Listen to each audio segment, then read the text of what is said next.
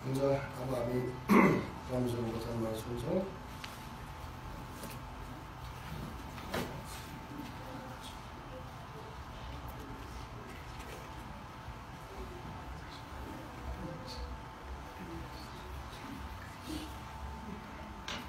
प्रार्थना गर्छौँ।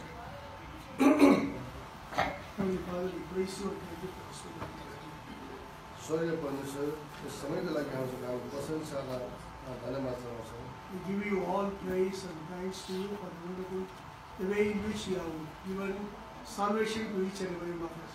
हामी हरेकलाई मुक्ति उद्धार दिनुभएको कारणले गर्दा हामी हजुरको प्रशंसालाई धन्यवाद चढाउँछौँ।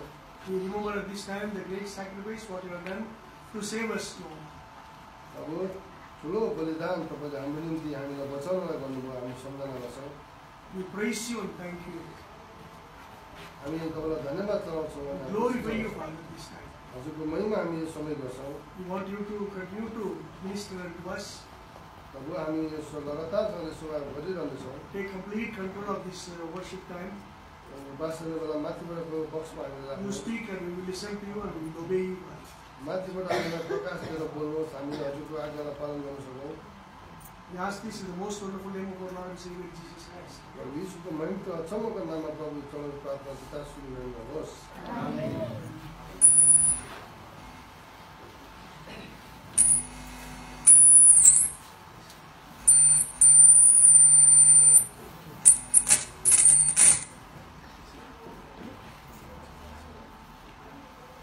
Psalm 146. भजन 146 अध्याय 1 to 10. 1 देखि 10 सम्म हामी भजन 146 1 देखि 10 पाले पाले पढ्छौँ। भजन 146 1 देखि 10 सम्म हामी पाले पालेसँग पढ्छौँ। म पहिला पढ्छु, तपाईँ दोस्रो पद पढ्नुहोस्। हालेलुया, हे मेरो प्राण परम प्रभुको प्रशंसा गर। 2 Sing praises. We'll have खै दाजुभाइको एकजनाको आवाजै आएन है। आफ्नो भरोसा संसारका शासकहरूमाथि नराख, मरणशील मानिसमाथि जसले बचाउन सक्दैनन्। His strength goes forth, we are coming forward, in that very day it is fresh. त्यो मानिस धन्यको हो जसको सहायता याकुबका परमेश्वरमा छ, जसको आशा परम प्रभु त्यसका परमेश्वरमा हुन्छ।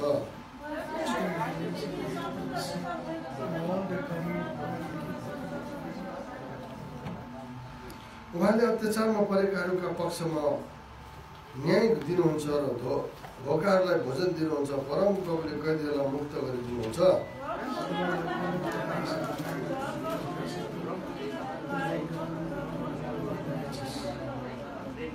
विदेशीहरूलाई परम प्रभुले रक्षा गर्नुहुन्छ।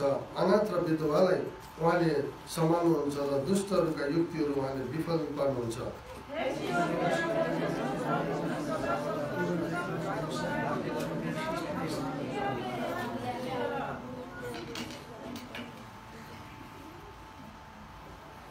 Here is in 146, 1 and 2, we read, praise the Lord, my soul.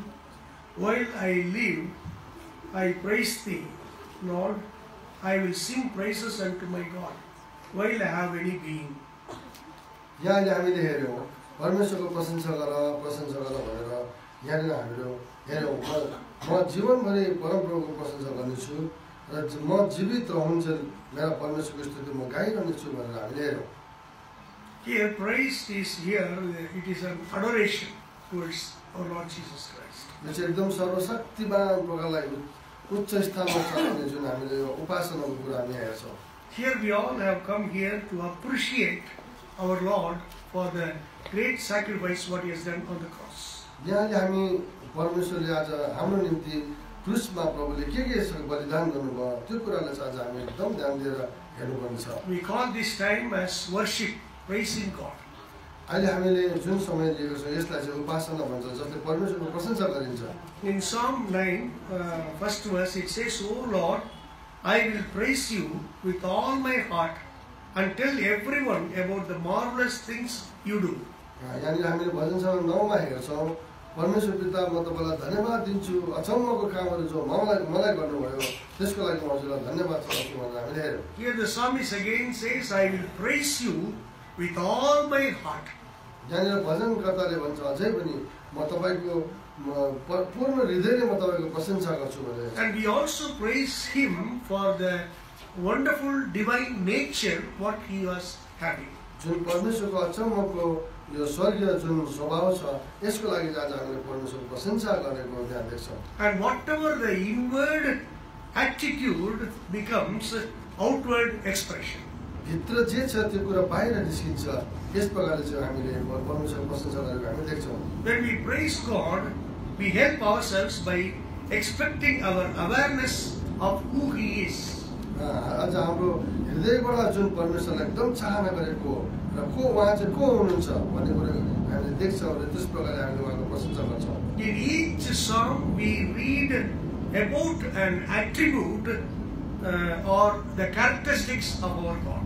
परमेश्वरको एकदमै सुन्दर प्रकारले गुणहरूको वर्णन यहाँनिर भजनकर्ताले गरेको देख्छौँ। So when we read these psalms, we have to see the characteristics of God and we have to praise Him. जब हामीले भजन पढ्छौँ यो किताब यसले परमेश्वरको स्वभावलाई एकदम सुन्दरतालाई हामी यहाँ देख्छौँ। Secondly, the praise is focusing our heart towards God. दोस्रो कुरो चाहिँ आज हाम्रो हृदयले चाहिँ एकदमै जोड दिएको देख्छौँ परमेश्वरको प्रशंसा गर्नलाई। From Psalm 146 to Psalm 150, here we see that all psalms are filled with praises. यहाँनिर भजन 146 देखि 150 सम्म चाहिँ सबै यो भजनकर्ताले चाहिँ परमेश्वरको मात्रै प्रशंसा गरेको हामी देख्छौँ। Each psalm speaks, it starts with praise the Lord and it also ends with praise the Lord. सुरुमा नै परमेश्वरको प्रशंसा गरियोस् भनेर सुरु भएको यो भजनकर्तामा अन्तमा पनि परमेश्वरकै प्रशंसा होस् भनेर यहाँ लेखिएको छ। Here we understand why we should praise God. यहाँ हामी बुझ्छौँ परमेश्वरको प्रशंसा चाहिँ किन गर्नु। By reading these psalms, we understand where to praise the Lord. हामी यो भजनलाई पढेर चाहिँ हामीले यो सिक्छौँ कहाँनिर परमेश्वरको प्रशंसा गर्नु। It also teaches us how to praise the Lord. अनि अझै बाइबलले हामीले यस्तो बताउँछ कि परमेश्वरको प्रशंसा कसरी गरिन्छ। Here when we praise the Lord, what happens? All our earthly mind pressure is completely, it is off.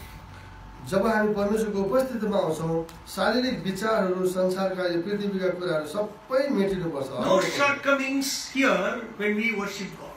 यहाँ कुनै पनि कुरा जब परमेश्वरको उपासनामा बसेपछि यहाँ संसारको कुनै पनि कुरा घुस्नु हुँदैन। When we are praising God, all our mind is focusing on the Lord, what He has done for us. जब हामी परमेश्वरको उपासना गरिरहेको हुन्छौँ हाम्रो विचार मनले मस्तिष्कले सबै परमेश्वरलाई मात्रै ध्यान आकर्षण हुनुपर्छ कि उहाँले हाम्रो लागि के When we come here like this, the corporate worship turns into individual worship and praising Him. आज हामीले सबै कुरामा परमेश्वरलाई व्यक्तिगत रूपमा उहाँलाई हामीले प्रशंसा र उपासना गर्नुपर्छ। And we also appreciate what He is. हामीले उहाँलाई उहाँ को हुनुहुन्छ भनेर यो कुरा वर्णन पनि गर्नुपर्छ। He is so obedient to the Father until His death. उहाँ त पिताको इच्छालाई मृत्युको दिनसम्म पुरा गर्ने परमेश्वर हुनुहुन्छ। And the Lord Jesus Christ reveals who Father is, how His heart is full of love. प्रभु यीशु मसीहले चाहिँ पिता को हुनुहुन्छ भनेर आज हामीलाई उहाँले देखाउनु भएको आफ्नो पुरा प्रेम प्रदर्शन गरेर। So our praises starts from the earthly, but actually it enters into heavenly. हाम्रो यस पृथ्वीमा परमेश्वरको उपासना सुरु हुन्छ तर यसको अन्त चाहिँ स्वर्गमा हुन्छ। David praises, focuses on the Lord's glorious deeds. दाउदले चाहिँ परमेश्वरले महिमित कुराहरू जो आज हाम्रो निम्ति गर्नुभयो यी कुरालाई चाहिँ ध्यान आकर्षण गरेर परमेश्वरको प्रशंसा गरेको बताउँदछ। So when we come here to worship the Lord, we have to remember what all He has done for each and every one of us. जब आज हामी परमेश्वरको भवनभित्र आउँछौँ आज हामीले यो सोच्नु जरुरी छ उहाँले आज हाम्रो निम्ति के गरिदिनु भयो त्यो कुरा चाहिँ बुझ्नुपर्छ। Even though David was facing so many problems around him, but when he come to worship God, he focuses only on God and thinking of His character and praising Him. जबकि दाउदले संसारमा बस्दाखेरि धेरै किसिमको सकेतीहरू धेरै किसिमको समस्याहरू झेल्न पर्यो तर पनि जब परमेश्वरको उपस्थितिमा उहाँलाई प्रशंसा गर्न आउँथ्यो सबै कुरा ध्यान बिर्सेर उसले परमेश्वरलाई मात्रै ध्यान आकर्षण Even गर्नु David realizes how God has forgiven him. So he sees God as a forgiver. जब दाउदले देख्यो कसरी परमेश्वरले उसलाई क्षमा गर्नुभयो त्यसकारण दाउदले परमेश्वर त क्षमा गर्ने परमेश्वर हुनुहुन्छ भनेर जान्यो So he praises God and says, "Thank you, Lord, for forgiving me."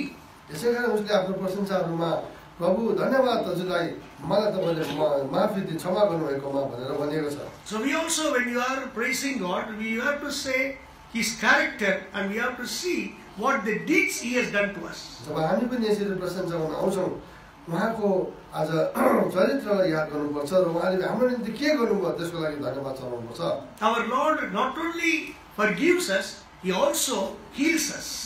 हाम्रो परमेश्वर चाहिँ क्षमा दिने मात्रै हुनुहुन्न तर उहाँ चङ्गाइ दिने पनि हुनुहुन्छ And He redeems us from the death. आज उहाँले हामीलाई मृत्युको मुखदेखि छुटकारा पनि दिनुहुन्छ And He crowns us with a lot of love and compassion. धेरै किसिमको सहानुभूतिहरू र यो प्रेरणा र प्रेमहरूले हामीलाई आभूषित गर्नुहुन्छ And He satisfies all our desires. अनि हाम्रो सम्पूर्ण हृदयका चाहनाहरूलाई सन्तुष्टि पनि पारिदिनुहुन्छ उहाँले By His shedding of His blood, He makes each and every one of us as righteous one.